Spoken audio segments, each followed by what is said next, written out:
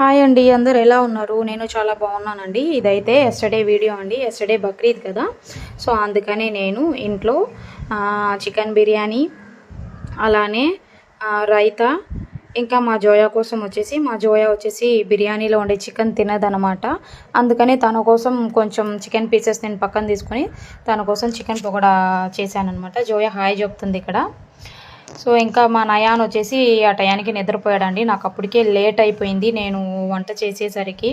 So ఇద్దరిని చూసుకొని ఇంట్లో పని చేసుకొని అవంతా కట్ చేసుకొని చేసేసరికి నాకు మసాలా అవంతా ప్రిపేర్ చేసుకొని చేసేసరికి చాలా లేట్ అయిపోయింది. ఇంకా మా హస్బెండ్ కానీ లేరు, నిన్న ఆఫీస్కి వెళ్ళిపోయారు.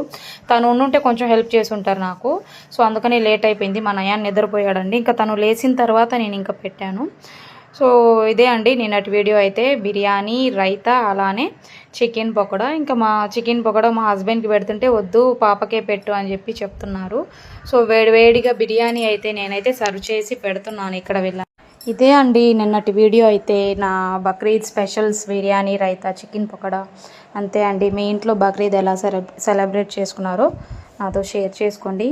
Thank you friends, bye bye.